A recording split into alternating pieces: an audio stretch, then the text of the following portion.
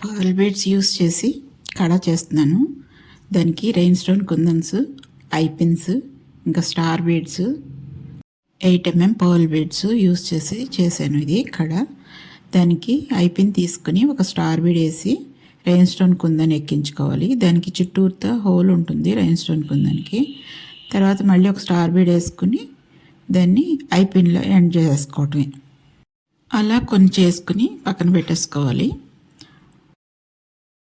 1mm thickness wire తీసుకుని అది 80 centimetres తీసుకున్నాను. సగం చేస్తే 40, అలా సగానికి మడుచుకొని దాంట్లోకి ఒక 2 పర్ల్ బీడ్స్ అటొకటి ఇటొకటి వచ్చేలాగా 2 పర్ల్ బీడ్స్, ఇంకా రెయిన్ స్టోన్ కుందన్ సెట్ ఉంది కదా, ఆ సెట్ ఒకటి అటువైపు వైర్కి ఇటువైపు వైర్కి రింగ్స్ వెళ్ళిపోయేలాగా ఎక్కించుకోవాలి. మళ్ళీ 2 పర్ల్ బీడ్స్, మళ్ళీ 2 రింగ్స్ని రెయిన్ స్టోన్ కుందన్ రింగ్స్ని అందులోకి ఎక్కించుకోవాలి.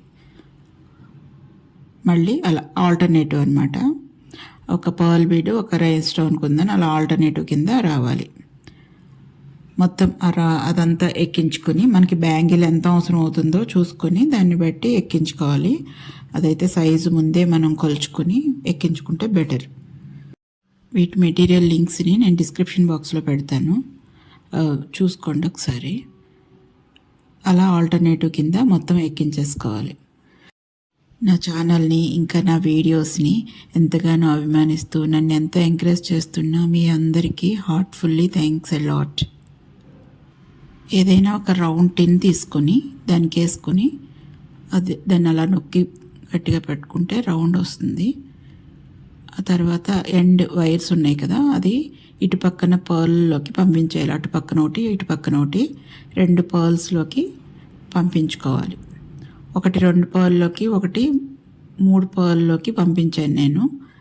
ఎందుకంటే ఒకే దగ్గర నాట్ కనిపించకుండా ఉండడం కోసం అలా ఒకటి కిందికి ఒకటి పైకి వస్తుంది. ఆ వైర్లోకే రౌండ్ తిప్పుకోవాలి, రింగ్ లాగా పైనుంచి కింద నుంచి అలా రౌండ్ వచ్చేటట్టుగా. సేమ్ అలాగే పక్క వైర్ కూడా అలా తిప్పుకొని ఎక్స్ట్రా ఉన్న పీస్ని కట్ చేసేసుకోవాలి. అలా ఎక్కడ మనకి నాట్ అయితే కనిపించకుండా ఉంటుంది అప్పుడు. అలా ట్రెడిషనల్ లుక్తో పర్ల్ కడ కంప్లీట్ అయిపోయిందండి. Thank you for watching.